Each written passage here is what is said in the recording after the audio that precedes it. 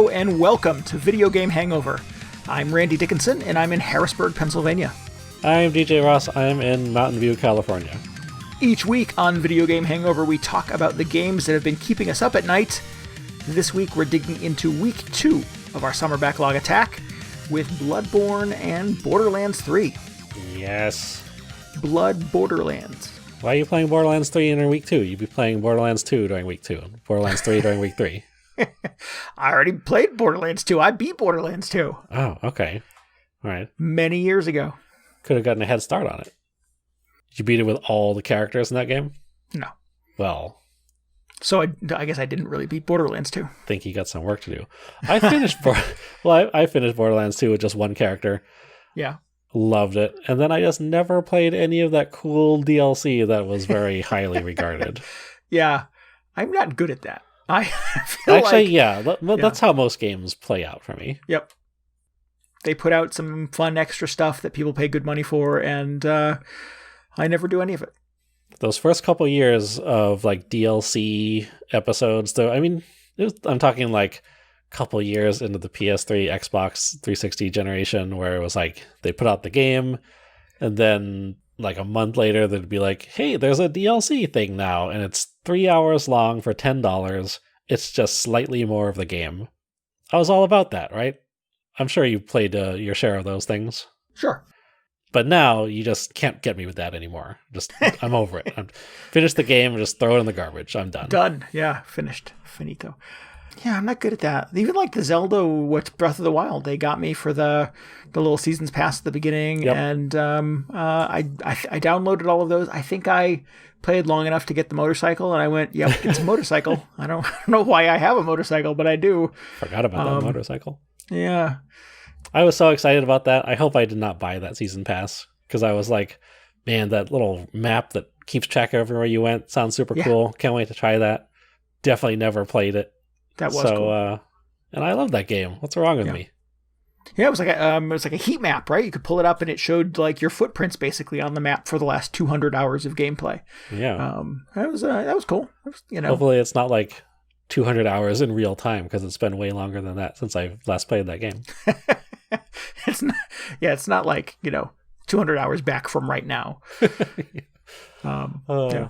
No, they got me on Tomb Raider. Yeah, I'm a big Tomb Raider fan. I love me some Tomb Raider games, and one of them, maybe the most recent one, they did like a $25 seasons pass. Wow. And I was like, sure, this will be the game that breaks my trend. I'm going to play all the Tomb Raider DLC. Yeah. How did that go? And they were going to do one new thing a month for 10 months. And I was like, I could do that. 10 months? 10 months. I did like 2 of them, I think. Like 10 episodes or something? Or like 1 month you get a new shirt, maybe? No. No, it was 10, like a new dungeon or a new... What was the other one they did? There was a dungeon. There was a... I don't remember. Man, I don't know. No matter how much I'm into a game, 10 months of new stuff might be too much. It's a lot. Yeah. Yeah, I don't disagree. It was too much for me, clearly. I have no memory of it. I know I played it briefly. I paid full price for the whole damn thing, but yeah, only played a few of them. I had a hard time keeping up with Monster Hunter. Yeah. I was like, I played that so much when it came out, and then every few weeks they're just like, oh, we added 1 or 2 new things, and I'm just like, stop it. Every 2 months I have to remember how to play this game. Yeah. There is that additional challenge, yeah. Huh. So yeah. There's probably some really good DLC for Borderlands 2. I would not know. It came with one. Yeah. That was supposed to be real good, I think. It was the robot girl. Oh, yeah. And did not play it. Yep. The Borderlands 3, when I fire it up now, there is a little splash screen that comes up that's like, here's the new... I don't know what it's called. It's this new, like, Buckets of Blood Borderlands expansion or something like that. It's like this extra thing that just came out. I looked at the date and it was like June something. And I was like, that's relatively new. Wow. They're still keeping Borderlands 3 alive. But no, I'm just going to stick with the base game. Thank you. Yeah. Sounds responsible. I know my limits. I bought the whole Smash Brothers thing. The 6 characters? I don't know. I didn't even play as all of them. I was very excited about the Dragon Quest guy being in there. Yeah. and the Piranha Plant. Hero. And then just the rest of them I didn't care about. And now they're trying to get me back in. They got Min Min from ARMS. Remember ARMS? I do remember ARMS, yeah. I remember you enjoying ARMS. ARMS is pretty good. Yeah. Yeah. And I was like, oh, Min Min. That character everyone's been waiting for. Yeah, right. But then you got to pay for the second season pass or Fighter's Pass or whatever they call it. And I'm just like looking at the 5 blank spaces next to Min Min. I'm just like, whoa, what is this? 5 more Fire Emblem characters. Yeah. Oh, you can't just buy a character a la carte. You've got to buy packs of them. I'm not sure. Oh, okay. But I mean, if I was going to go in for this thing, I'd just buy all of them. Yeah. I mean, it's Smash Brothers. You want every character in there. It'd be like one character's $10. You can get all 5 for $11. Mm-hmm. That would, be pretty good. I don't know. I've never played Smash Brothers, so I couldn't tell you. But I mean, it's like the whole conceit of this version is that it has every Smash Brothers character. So right, everyone. How could you just buy one of them? You could be like, these 90 characters, good. The 91st character, no, thank you. In related Smash Brothers news, did you see that they're making amiibo of Hero from Dragon Quest? What? And yeah, maybe you didn't hear this. So they're for September or October, they have 2 new amiibo coming out. One is Joker from Persona 5.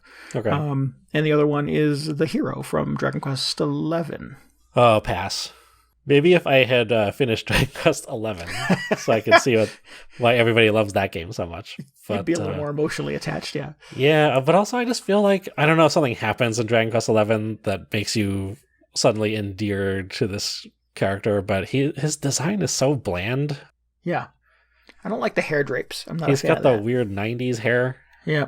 Everybody else is rocking the like Dragon Ball Z Akira Toriyama spikes. I'm just like, make that amiibo.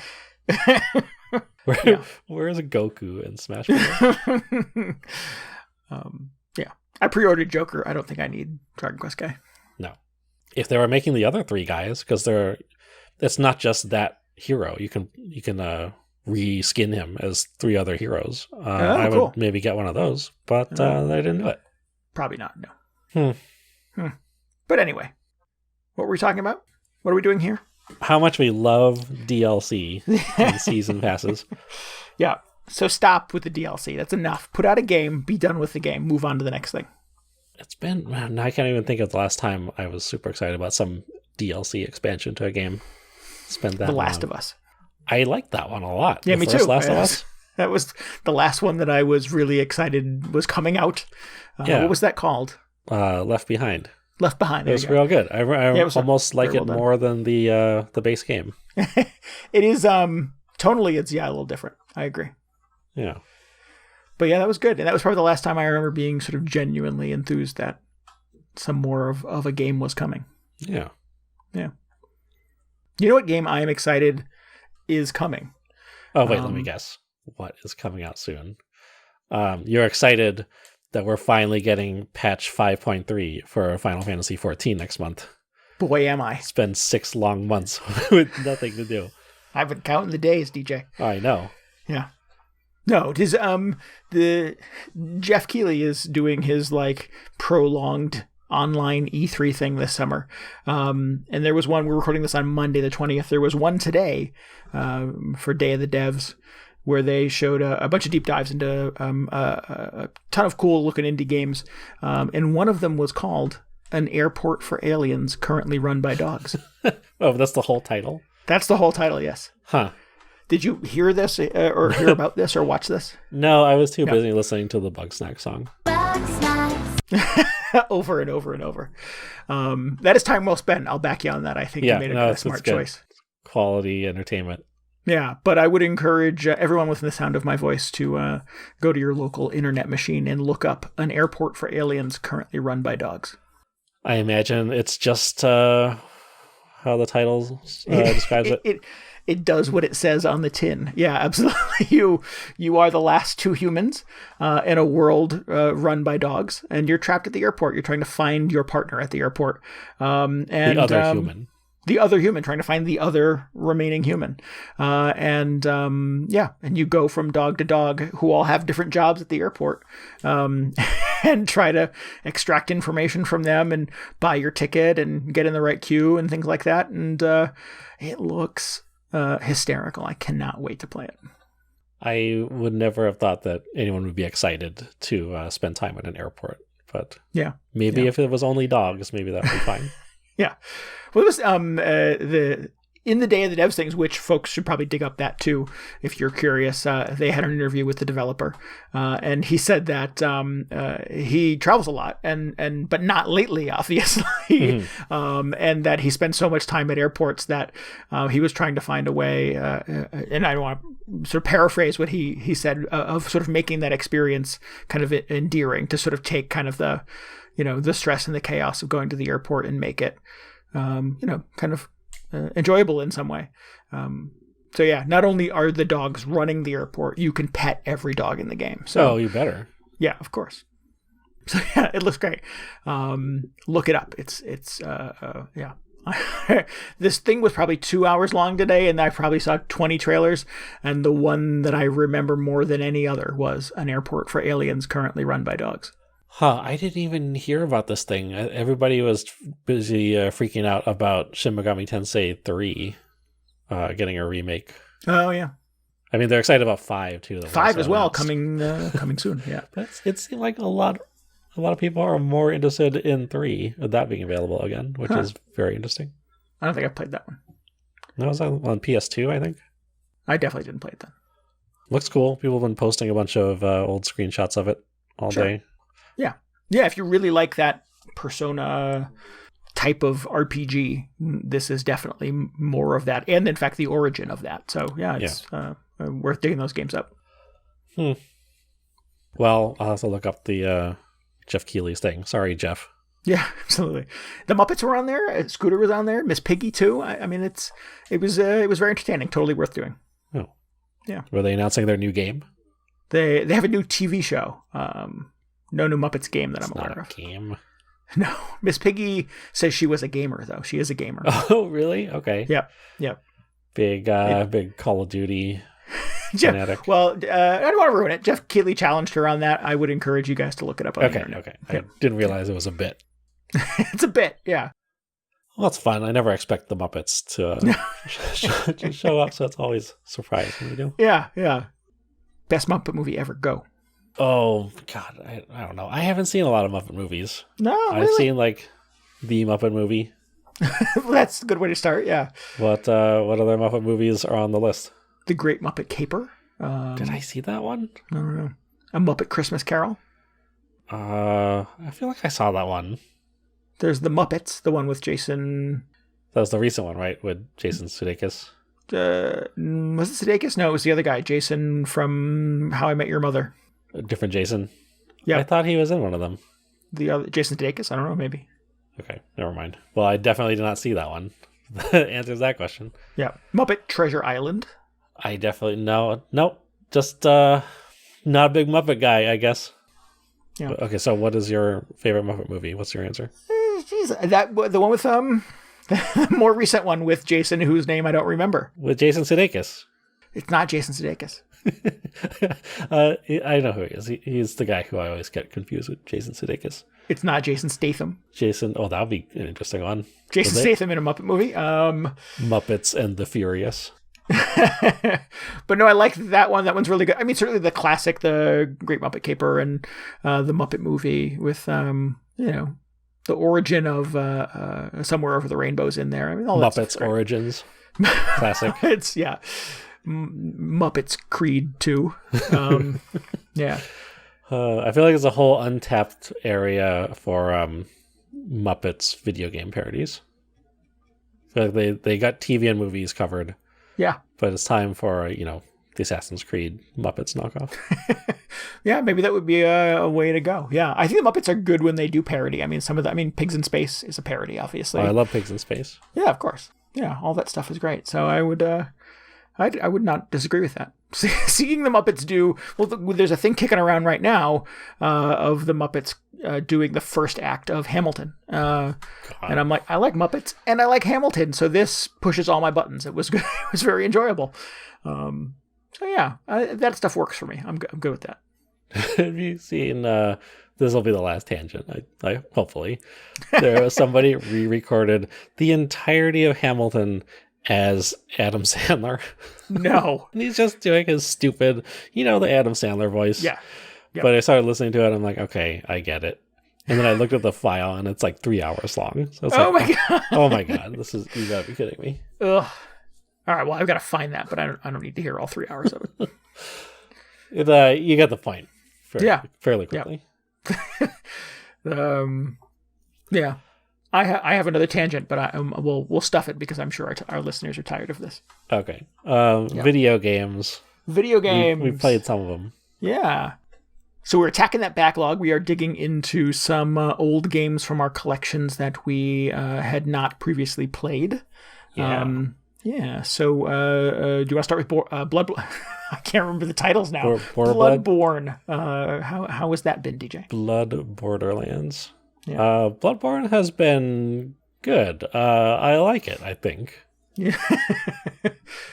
I have I forget how much detail I went into the last couple episodes about this. I have kind of an uneven history with Dark Souls games.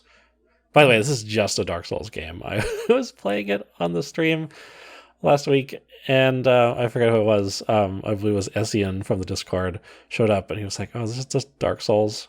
I'm like, "Yeah, it kind of is." Despite it not having souls in the title, it is more or less a Dark Souls game.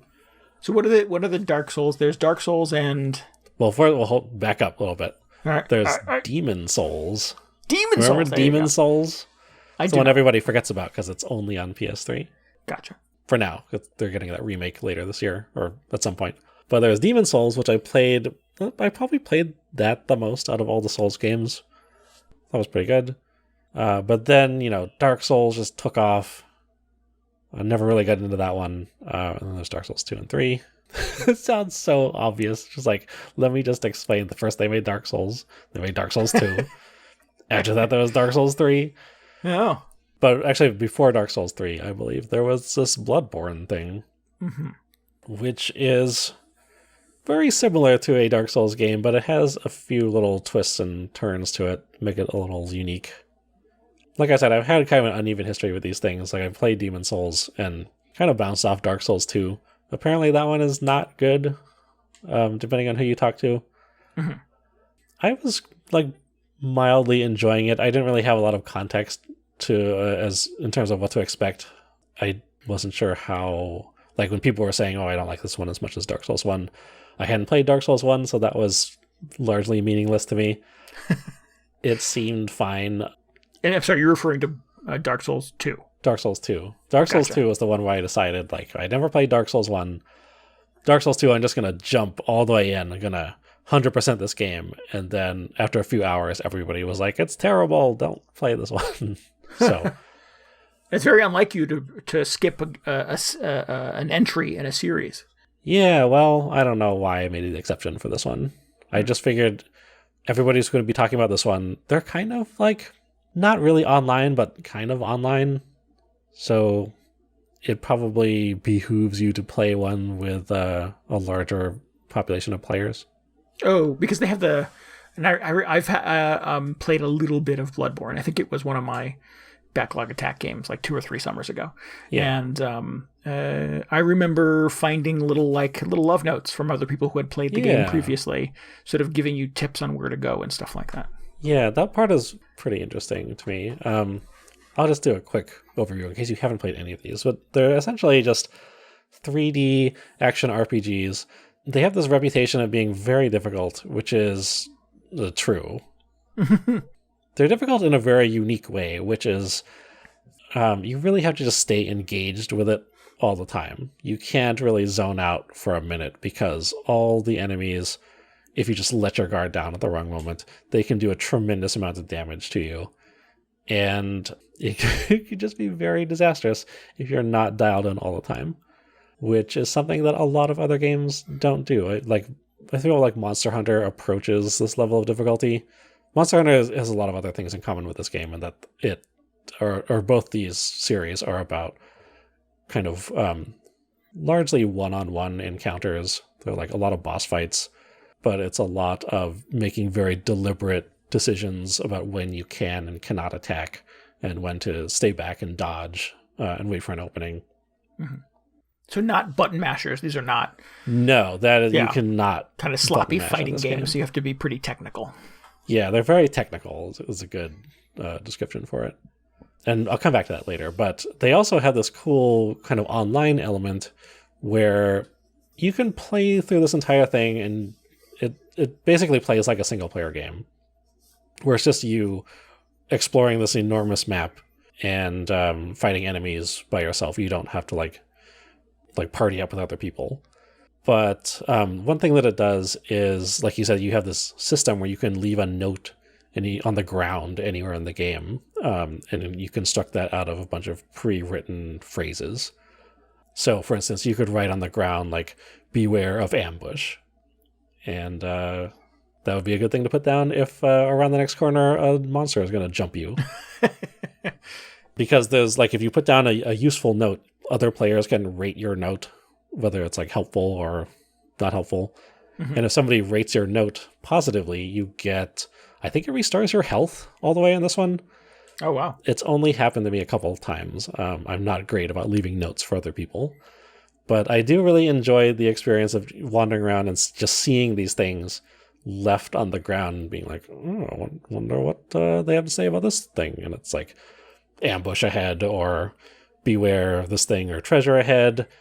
And there's also a weird little like meta element of trying to figure out, like, is this a real note? Is somebody trying to be helpful, or are they just trying to get me to jump off this ledge? And oh, surprise, it's like spikes at the bottom. Oh, that's cruel. Yeah. So most of the time it's not that. Most of the notes I run across seem like they're genuinely trying to be helpful. Right. I mean, you're not going to upvote that note, so that person's not going to get. Yeah. I don't know what happens to those notes. Like, if people come back and just downvote them. Here's the thing about the notes, is that you read the note and you have the opportunity to rate it, but how are you supposed to know how to rate it? Because you read like ambush ahead and you go, oh no, thanks for the help. And then you go in the next room and there's no ambush. Like, wait a minute, I was had. But I always feel like, let me go back and downvote that note. Yeah, right. Even if I do run across a helpful note, it's rare that I go back and be like, oh yes, this person was, on the up and up. I should give them their little bonus. Right. Yeah. So it's a little counterintuitive. That's how they get you. Is like they're like ambush ahead, and you go ahead, and there's no ambush, so you come back to downvote the note, and that's when you get ambushed. That's when they get you. Back. Yeah. Yep. A lot of the times, since I die very often in this game, I will be revisiting, I'll be backtracking through the area and run to the same note and be like, oh, this was a good one. And I'll give them a little bump. But that's fun. I like that system. It's very cool. Yeah. There's this other thing where if somebody dies, you can sort of witness the last few moments of their death, which is sometimes interesting. It's not incredibly helpful usually. But again, it's just kind of an interesting way in which all these people's asynchronous games, playthroughs through this game, kind of bleed into each other's.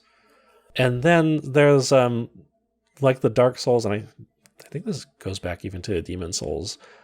There is this invasion system where you can like join up, or you can join somebody else's game either as a hostile or a friendly player. I haven't really dabbled in this at all. In fact, I don't know if I'm really interested in doing this, but it's my understanding that, if you're just the Dark Souls master, you can jump into somebody else's game while they're playing it and either harass them, or if, they're your friend, you can help them fight a boss or something. And I think they can even specifically summon you or try and summon helpful people if they're stuck on a boss or something like that, which is very cool. Like, the overall system is very cool. But those are very Dark Souls systems. The rest of the game also feels very Dark Souls. The ways in which it differs, I think, is in Dark Souls you had a kind of what I feel like is a pretty standard weapon, like equipment system. You could hold a weapon in one hand and a shield in the other. You could hold two weapons sometimes, like two short swords, or you could hold a great big sword with two hands. Mm-hmm. As far as I know, it's pretty standardized across all the Souls games. But in Bloodborne, it's a little different in that you have your like main hand weapon, which is also very cool because you get something called a trick weapon, and the conceit behind that it is some kind of weapon where you hit another button and it like transforms or like changes form completely into a weapon that probably behaves very differently. Which it's a unique way of kind of squeezing more weapons into your standard loadout. So the thing I've been using is like an axe, and then when I press the transform button, it just transforms into a two-handed axe. So it has much longer range, but it's much slower. It's a little trade-off. An even bigger axe. An even bigger axe, yes. And then as your offhand, instead of a smaller sword or something, or a shield, or I think you can have shields, but the main thing that I think everybody equips at the start is you get a gun, which sounds very exciting, but don't get too excited. It's not that exciting. It's not like you're suddenly playing a third-person shooter. It's not like you're just sniping people from across the map. It's sort of a substitute for the counter move or the parry move from all the other Souls games, where like somebody will be winding up to take a swing at you, and you stick your gun in their face and blast them with it, and it stuns them. And then you can do this kind of Dark Souls signature critical attack. It just does a huge amount of damage to them if you time the stun correctly, which is great. I love that. That was one of my favorite things about the Dark Souls or the Souls games, is that kind of figuring out when to time that parry. Right. So it's cool that it's like, I mean, you just have this specialized tool where all it does is parry, really. Mm-hmm. I mean, it does a little bit of damage, so occasionally if some enemy just has a sliver of health left, I'll just be like, yeah, whatever, you get the gun, and blast them with it from across the room. But it sounds like in most cases, it's not really your main go-to weapon. Cool. And it's not like it's not a machine gun or anything like that, if I remember right. It's a revolver. No, it's like you get a little, not even a revolver, maybe. It's like a little flintlock-looking thing. Right. Or it's like a blunderbuss, which has a wider spread, I guess. But for the most part, not really like fully automatic or semi-automatic pistols or anything like that. Right. Rocket launcher. No, not yet. Maybe. That would be excellent. It transforms into a rocket launcher that shoots axes. Yes. It would be terrific. Get the rocket axe. So I'm really enjoying just the kind of being back in a Dark Souls game. The first couple hours I was playing it, I was getting very frustrated because I was getting frustrated in the same way that I get frustrated with all of these games, because you really just have to stay focused the whole time you're playing it. You can't get impatient at all. And you spend a lot of time just hanging back from enemies and, waiting for your turn to attack, which, sometimes you just want to get in there and chop people up and get to the next area. But no, you must be patient. No, you have to be very patient until you really know what you're doing. And then you can be a little more aggressive. But still, it's just never a good idea to go all out like you're playing a platinum game or something like that. Or, I don't know, I keep second-guessing myself, like, maybe if you're just that good, maybe it does get to that point. Like, maybe you just start playing Devil May Cry. But I can't imagine myself ever getting there. Blood Bayonetta? Yeah, there you go. So I had a few hours of just kind of wondering, like, am I going to stick with this thing? Because it was kind of relearning the rhythm of everything, and like circling around enemies, remembering how to roll when they're attacking, so you can, do a little backstab move.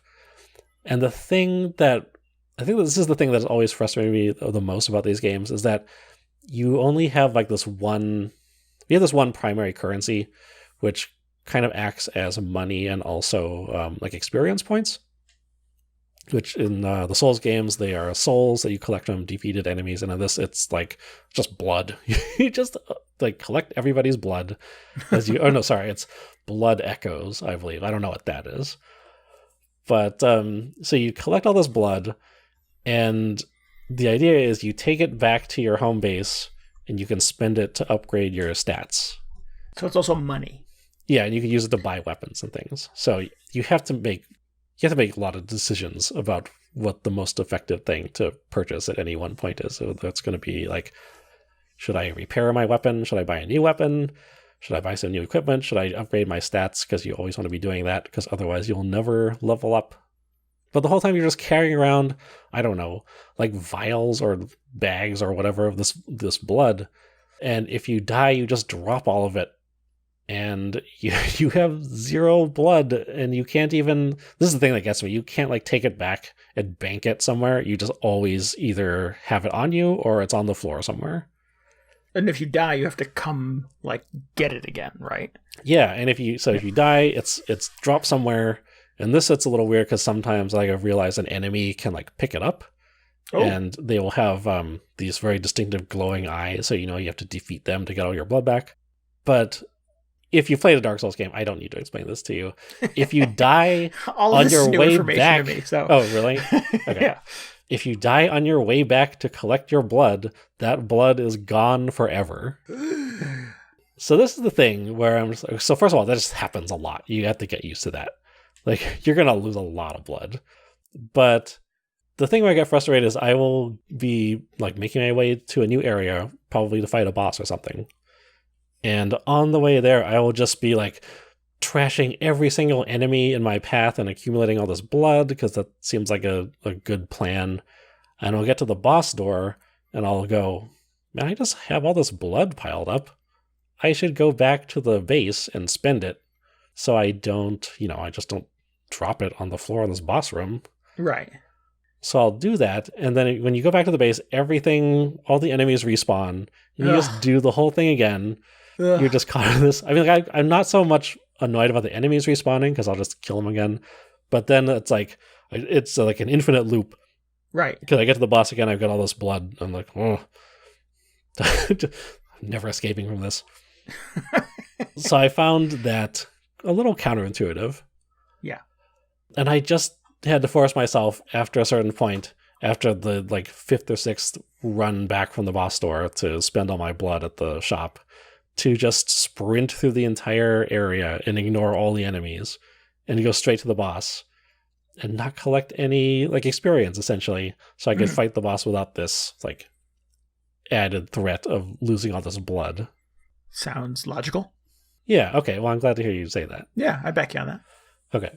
So as soon as I started doing that, I feel like it started to click a little more, because first of all, I just wasn't as stressed out during these boss fights because there wasn't as much on the line. Right, you were going to lose all your shit.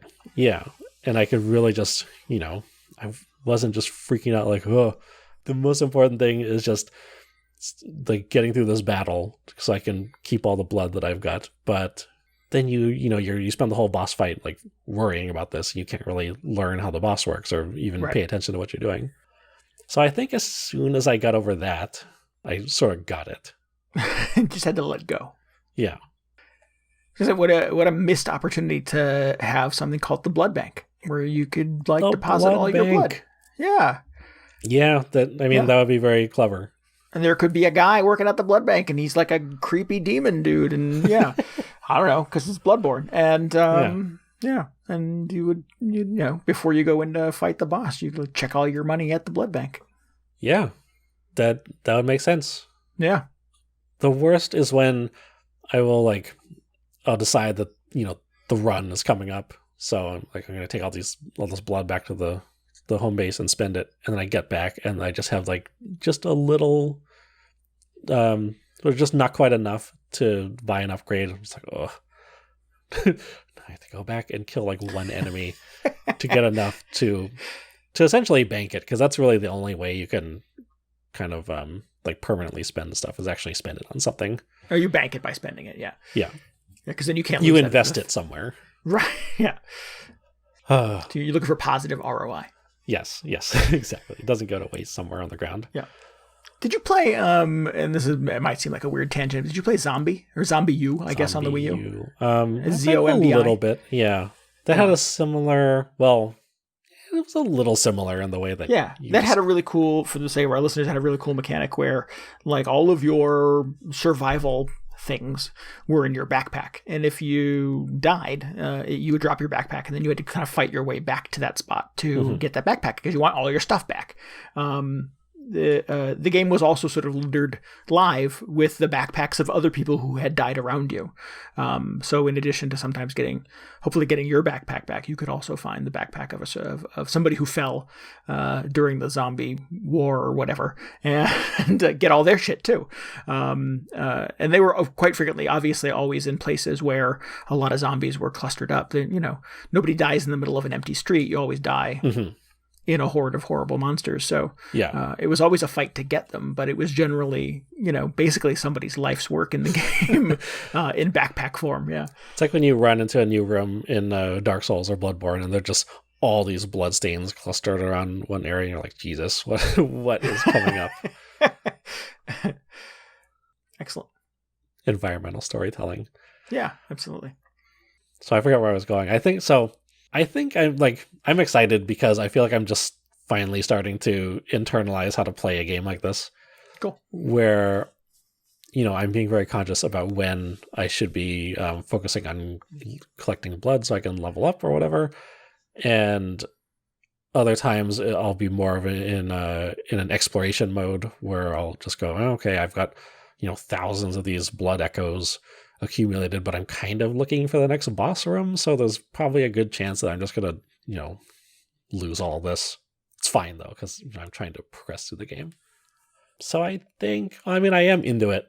I don't find it quite as frustrating as the other Souls games that I played for whatever reason. I'm not sure why that is.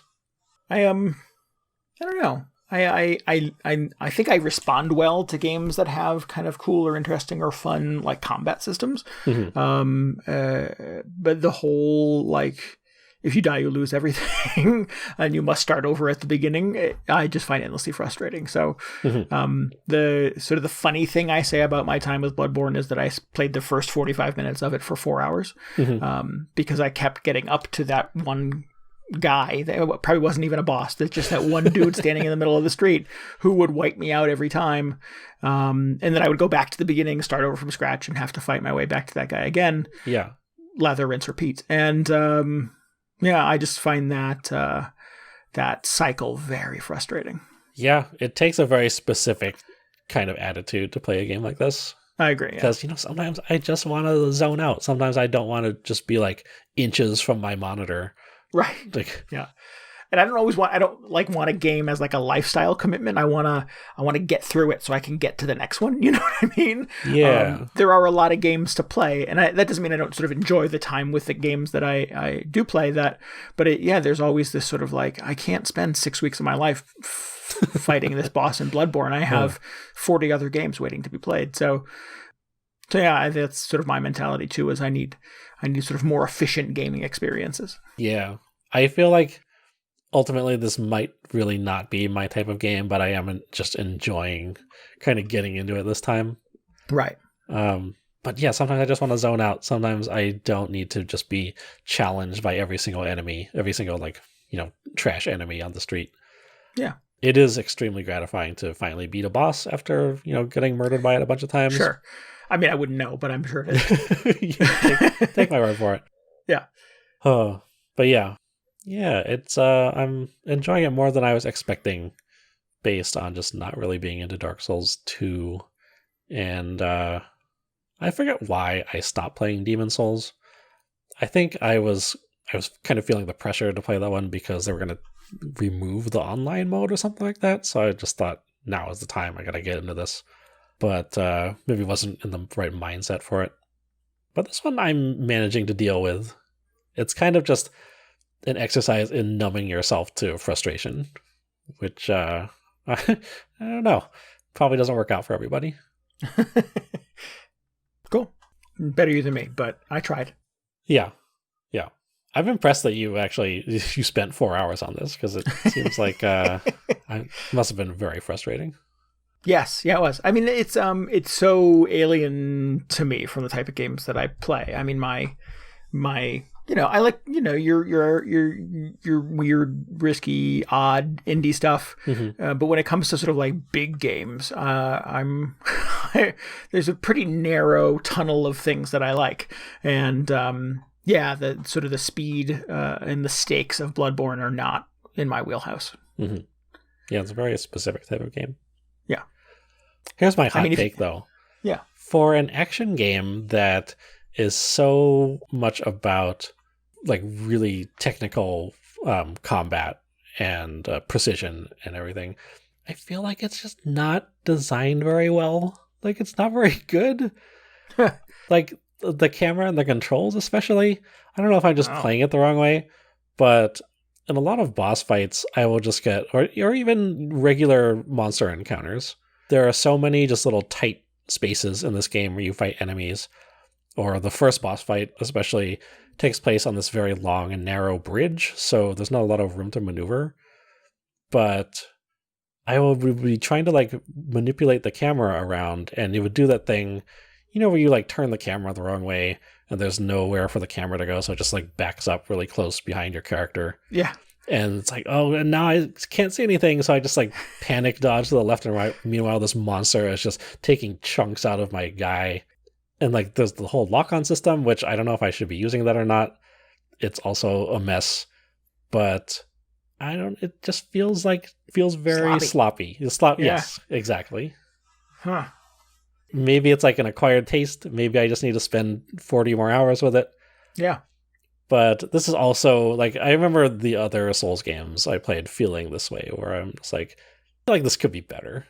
I mean, it's very fun, but the weird camera and the lock-on feels like they contribute quite a bit to the frustration factor. Maybe if there's like Souls veterans out there who can set me straight on this, please let me know what I'm doing wrong. You need a Sherpa. That would be amazing. Yeah. Huh. Well, good. You know what game is just sort of a light, breezy, utterly forgettable kind of video game experience? Would that be Borderlands 3?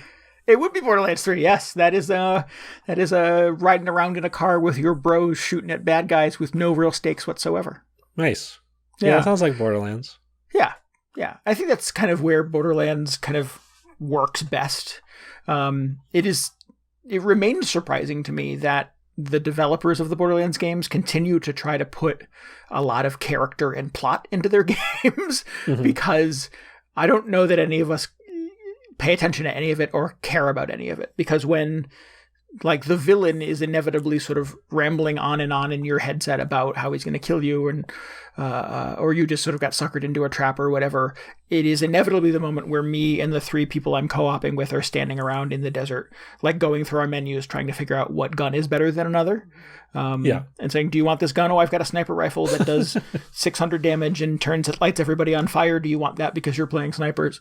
You're just like, oh, that guy's still talking? Okay. Yeah, this dude's still just rambling on and on and on about, I was going to, eat your spine or whatever. And I'm like, nobody cares about any of this stuff. Nobody's afraid of you, man. Yeah. I remember really enjoying the plot or the storyline, I guess, of both Borderlands 1 and 2, which were very different. You played those solo, though, right? Yeah, well, that's the thing, I played both of them by myself. Borderlands 1, I did a little co-op, but Borderlands 2 was, for the most part, completely solo, for the campaign anyway. But I like, Borderlands 1 story was so sparse and kind of mysterious.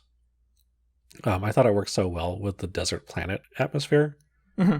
And Borderlands 2 was just so weird and like memey that I was like, oh, this is just ridiculous. Yeah. I might as well just be entertained the whole time. I like the villain in Borderlands 2, the Handsome Jack. His writing was genuinely funny, and the voice actor who was him, and I forget who it is. Jason Sudeikis. Probably. Jason Segel is actually the name of the actor. Jason Segel. Oh, you got me. There you go. Yep. But whoever was the voice of Handsome Jack, it's not Jason Segel, was having a good time with it, was really just game for the challenge, and just went ham on that role. Yeah, no, he did a terrific job. Yeah. And in a lot of ways, I sort of feel like they made the Borderlands pre-sequel to do more Handsome Jack, just in service of having that character chew some more scenery. Because it is, he's definitely missing in Borderlands 3. I don't have a sense of who the villain is. There's apparently a couple of twins who have formed a cult, kind of at the end of the world. And they will occasionally sort of growl menacing things in your headset, and you see like propaganda for them all around and can encounter their followers and stuff. But they just don't have kind of the presence, and they're certainly not nearly as kind of funny and villainously charming as Handsome Jack is in Borderlands 2. Yeah, and you also have Lilith now, who is sort of like your handler. And she was one of the team members, if I remember correctly, in Borderlands 2. She was in the first one, right? Was she also in the first one? Okay. Yeah. And now she is sort of like, she's like leading the resistance. So she'll drop in every now and then to sort of like get you amped up for your next mission. And with her, it's like, talk to Lilith is your next objective. And I'm like, ugh. So you go talk to Lilith, and it's just blah, blah, blah, blah, blah. Like, you must go here and do this thing because of this thing. And it's a lot of like the Death Stranding dialogue, where like it's a lot of proper nouns and things that don't mean anything to me, and like people and places. And I just have not been paying attention to the story enough to know what any of this means. Do you get a sense that this is stuff that is left over from the previous Borderlands games? And there was like that Telltale game. This is like stuff that has already existed, or is it new stuff for Borderlands 3? I think they're trying to create an arc. I feel like somebody envisions this as sort of their grand trilogy of Borderlands, because in the beginning you're the Vault Hunter, and the Vault is this mysterious thing, and maybe it doesn't even exist, and maybe it's filled with riches, and it's a bunch of kind of outlanders who are trying to find it. Maybe you're following a treasure map, essentially. Yeah. And in Borderlands 3, it's the children of the Vault is the cult, and it's the people who have kind of grown up in the world where the Vault are these mysterious things, but they maybe are your sort of path to riches, and all of these sort of factions of society have kind of grown around, I don't know what, the worship of, the belief in vaults. So yeah, I feel like someone somewhere at Gearbox had a grand plan for how the 3 games were going to play out. I'm just not invested enough to care. This is not what Borderlands services to me. To me, it's, and this has been my experience with Borderlands 3 thus far, and it's how I've played Borderlands 1 and 2, typically with one co-op partner, perhaps more if you can schedule your time appropriately with some friends. Like I said, just getting a couple of those little sand dune buggy things and driving around the desert and shooting at bad guys. Occasionally finding like a camp or a cluster, or following the little diamond to the next story thing, to get out of the Jeep and go shoot some dudes, find some new guns, stand around for a while, try to figure out who's got the better gun, and trade guns with your friends. There is a lot of standing in the desert staring at menus. That's how I remember playing co-op in these games. And then selling the guns you don't want so you can get more money to buy fancy bullets and things like that. And so yeah, it is always this sort of like constant search, and this is sort of the joke in the Borderlands games, is it's 1 million guns. That's kind of the fun part is like I said, this is like, you know, am I playing snipers in this game, or am I playing machine guns? And you can have 2 weapons, of course, so I've decided I'm sort of machine guns with shotguns. Well, only 2? Yeah. Oh. Did you have like 4 in the last one? I don't remember that. Interesting. Oh, you know what? There are grayed out. I think they must be upgradable. Oh, I think you did have to buy extra slots. Okay, so I'm probably going to be able to get more guns at some point, but for now I can only carry 2. But there are slots for others. So you don't really even for a game again that sort of positions itself as like having classes, and you're going to be the tank, and you're going to be the siren, which does a lot of elemental stuff, and you're going to be the sniper, and blah blah blah. Like, all of this stuff is fairly interchangeable, and there are enough options kind of in the skill trees to allow you to be a tank that has a sniper rifle if you want to be. You know what I mean? So you can really just kind of play it any way that you find fun.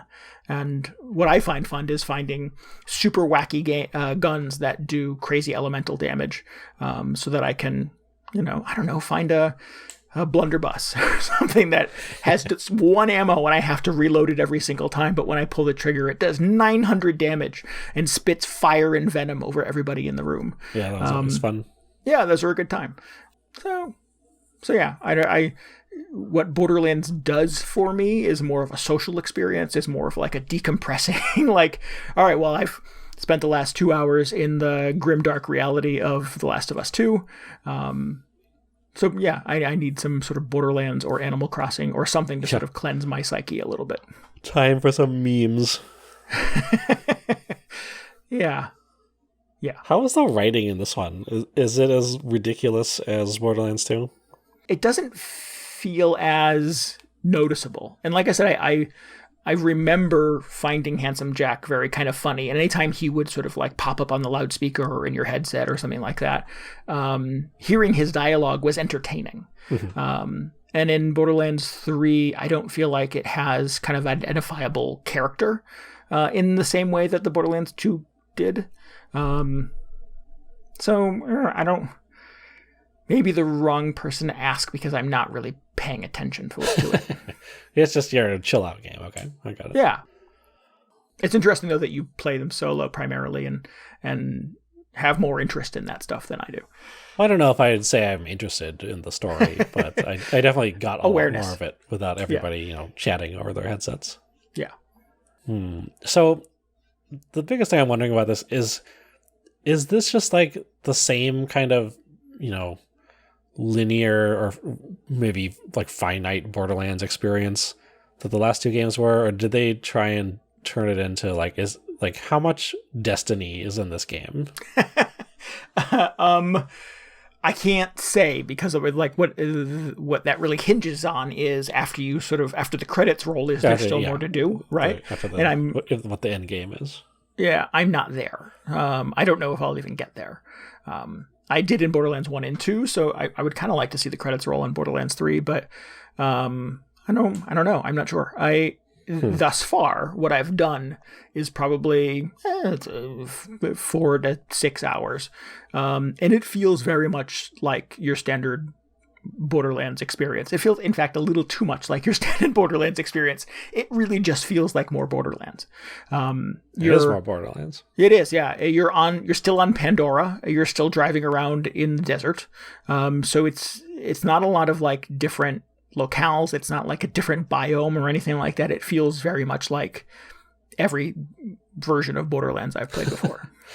I was going to say that's lame, but then I don't even remember what the difference between Borderlands 1 and 2 was. Not a lot, if I remember correctly. Like, I remember it started out and everything was in ice, which was exciting. Yeah. And the characters were different. But, beyond that, I don't know. It was fine, though. I'm playing with Green Captain, who a sort of friend of the show. He's been on the show before. A very vocal member of the video game Hangover community. Always contributes to our year-end show. So yeah, it's been a lot of fun to sort of hang out with him and chat with him. And he said that he had read somewhere that eventually you get off Pandora and go to other cool places that look different and have sort of different kind of environmental things happening. But yeah, it's a little bit of it's a little dry, no pun intended, hanging out in the desert at the beginning and sort of just seeing the same brown shit you saw before. Are there still, what are those giant bats called? Yes. The yaks or whatever. I forget what they're called, but yeah, they're, I remember spotting them for the first time going, oh, these guys. Yeah, those things are just not fun. They're like, giant bat vulture things that drop out of the sky and take shots at you. For some reason, just that specific memory just popped into my head. I don't know why. Yeah. It's not something I enjoyed. Why would I think about it? The villains look very similar. It's a lot of the sort of the standard Borderlands bandit in a variety of sizes. So there's the great big hulking guys, and there's the tiny little, I think they call them Tinks, is the little guys. Sort of vertically challenged version of the Borderlands enemy. There was and I have this in my head. There was a moment where I killed one of the little Tink guys, and as he was sort of like falling over dead, he was saying, "Remember me, but a foot taller." I thought that was really funny. Yeah. I thought that was a clever moment, and there was some writer somewhere at Gearbox who was sort of like, "I have just the thing for this moment." So yeah. That should give you a sense of what you're kind of dealing with in Borderlands. It's a lark. It's a farce. but it's fun. It doesn't do anything groundbreaking. In fact, it feels a little broken in the sense that we spend so much time just staring at menus trying to figure out what our best guns are. I remember doing a lot of that in the previous games, so they just have not figured out a fix for that. No, you can do a lot of like compare and contrast. You can sort of like hold a gun on your left side of the screen and bring up something from your and this is pretty standard. Division does this as well. You bring up something from your inventory on the right side of the screen and it highlights everything in green that's better than the other gun. But all of that is still very There's like a time lot consuming. of numbers to look at. Yeah. That's kind of like that happened in Diablo as well, which is, if you think if anybody would have figured it out, it'd be those guys. Yeah, exactly. But that paid the bills, right? Yeah, I just spend a lot of time looking at menus. But I think at some point I just decided, if it's not like blue minimum, because it goes like white, green, blue, whatever, purple rarity. Yeah, you want those purples, yeah. Yeah, if it's like not up at this minimum level, I'm not even going to look at it because chances are it's car probably over for greens, yeah. Good, yeah. Those white ones, get them out of there. You just mark them as junk because those are going in the trash. Yeah. Yeah, I don't. It's yeah, and it's stupid to complain about the loot in a looter shooter. Mm-hmm. But I just wish there was a more efficient way to consume Borderlands because I want it to be zippier. I want it to be a peppier, faster paced kind of experience rather than I'm waiting to go to the next thing and I'm good. I've got my gun picked and meanwhile everybody around me is still kind of in their menus and I'm like, and I'm wandering and they're like, where are you? I'm over here. Look, I found a cave. Like I'm off, somewhere getting killed. Or vice versa. I'm in the menus and everybody else is ready to go. And yeah, I wish there was maybe it exists, but I've just never found it. Maybe there needs to be like automatically equip whatever your most deadly weapon is or something like that. Oh, that's dangerous because then you get the gun that does like 1,000 damage and it takes 30 seconds to reload or whatever. It's something real weird. But that's the sacrifice, right? That's the you give up a little bit of that control for that efficiency. Yeah, I think you just have to set a limit on how much you are willing to like min-max your guns. Because like sure, you could just be just scrutinizing every single white pickup you get and be like, oh, is this it? Is this the one? And like 99% of the time it's not. So just don't even pick those up. Right. It's like, I've been doing a lot of beetle hunting in Animal Crossing, and you gotta ignore all those stupid stag beetles that are not worth very much money, so you can save your inventory space for the ones that count. Oh yeah, just fill your inventory full of stags. Yeah, no, don't do that. That's the bad play. Yeah, I know, I get you. But then it's tough getting 3 other people to do that. Just be like, no, stop picking up every single gun. We've been here for an hour. So Borderlands 3 in a nutshell, fun, but it doesn't really do anything to sort of like progress the concept of a looter shooter. It doesn't do anything to sort of like advance Borderlands as an entity. It doesn't feel sort of like groundbreaking, and that's fine. It is as I said, it's riding around in a Jeep with your buddies and shooting at bad guys. Yeah, I think there's still room for that type of game. Oh, totally. I kind of expected it to go the Destiny route. I mean, I'd be a little surprised if there isn't like a small amount of influence from Destiny in some form or another. Yeah. But why would you not want that money, right? Yeah, but I can also see like why they wouldn't just want to have this be a live service thing that stays on for years. People just want a Borderlands game that you can play through, beat the boss, and throw it in the trash. Yeah. It is sort of delightfully free of all of that shit. There's no gotcha. Like whenever you start it up, there's like, here are today's events. Do these 3 things. Right. No, none of that. You just get in the game. You just hop in the little skiff and run around with your buddies. It's yeah, and like it doesn't ask you to buy a season's pass. It doesn't ask you to like, put in your credit card and get credits, and we'll give you a hat or there's none of that. Follow Gearbox on Twitter. Right. There's no begging in the ancillary screens. It really is just sort of this pretty lean, pretty efficient, almost sort of throwback gaming experience. Wow. Unless that's coming. And I'm sort of naively stating these things, but at least in the first handful of hours, it has not asked me to buy anything with real world money. Remember all those? There used to be all those rumors that were like, Gearbox is making Border Worlds, and it's going to be like this online thing. I Googled that after playing a couple of hours of this because I remember specifically that word Border Worlds. Yeah. And Gearbox bought the copyright to that. Oh, really? So they own the ability to make a game called Border Worlds. Yeah. And it would seem likely that at some point that's where this is going to go. So maybe enjoy the lean gaming experience that is Borderlands 3 while you can. Yeah. Or just play Borderlands 2 again. Just, yeah. Yep. I've got it on the Vita. I could zip right through it in the Vita if I wanted to. Oh my God. Remember the Vita? Yeah. That's crazy. I forgot that came out on the Vita. It's ridiculous. Well, cool. Anyway. I'm glad you're into it. Yeah. Well. Yeah. I'm glad you're not hating it. No, right. No, I don't hate it. I'm satisfied by it. It is what I thought it was going to be. It's better than, what was last week's game? Thimbleweed Park? Yeah, I was not into that. You don't need a walkthrough to enjoy Borderlands 3. No, not at all. Yeah. And we're playing it on easy too, which is fun. That's a good time. I can't remember if the other ones even had difficulty. No. I might have dropped it down. Who knows? I'm just like super overpowered in every scenario.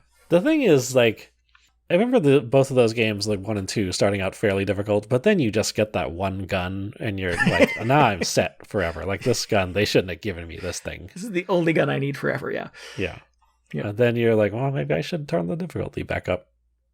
Maybe. Yeah, we found a setting, and I don't recall this existing in previous games, and this will be the last sort of Borderlands minutia I get into, I promise, but that historically, like if you kill a big boss and he drops a huge, expensive, high-level gun that does a ton of damage, you have to sort of talk amongst your little co-op crew who gets the gun.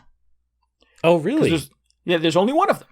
I forgot if it was like unique loot in the previous ones. Oh, interesting. So in Borderlands 3, there's a little switch where everybody gets a gun.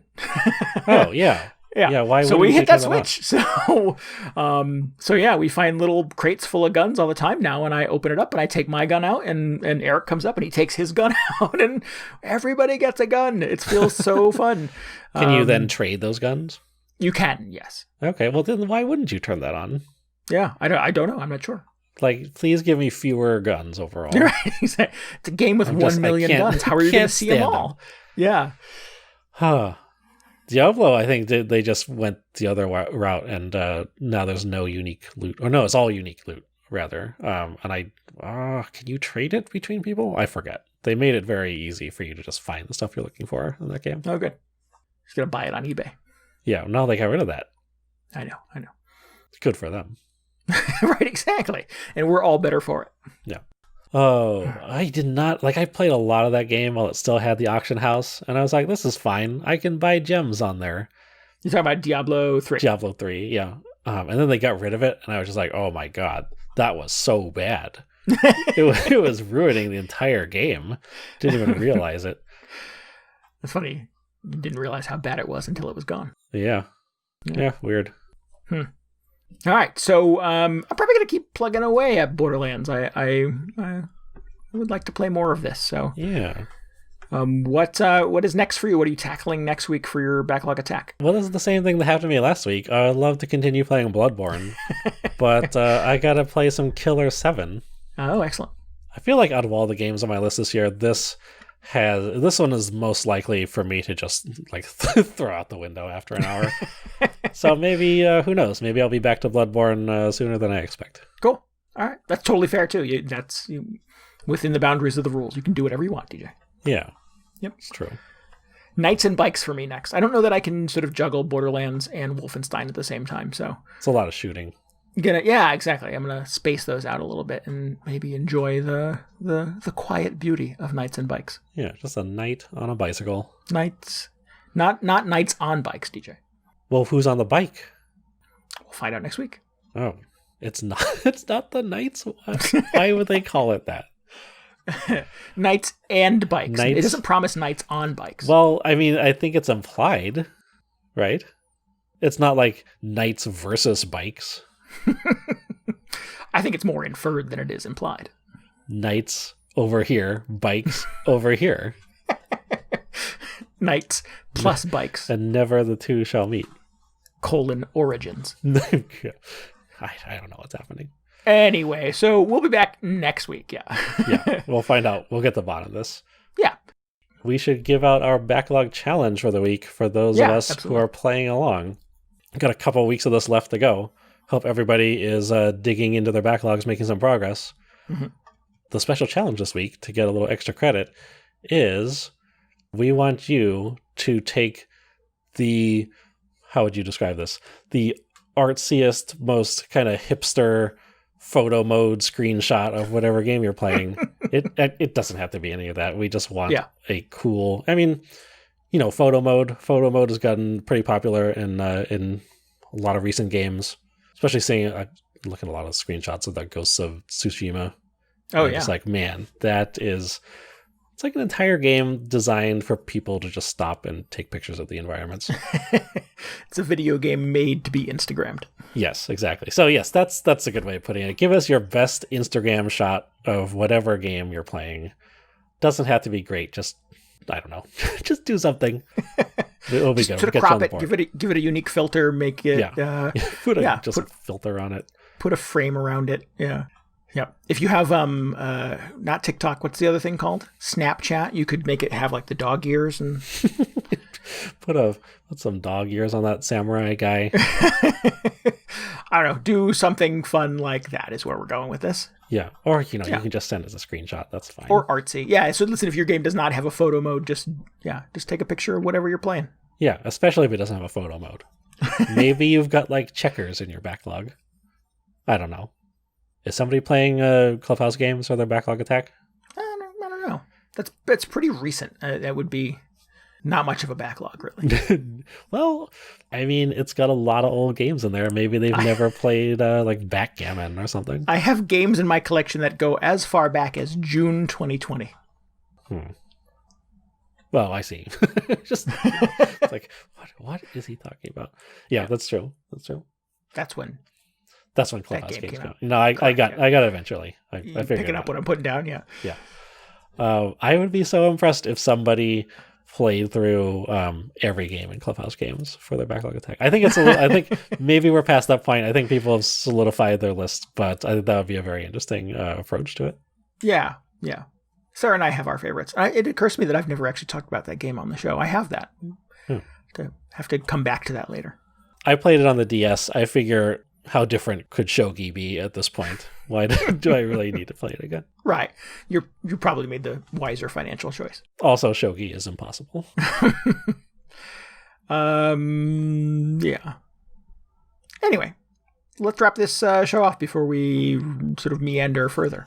But yeah, go to VGHangover.com for details on how you should be playing along.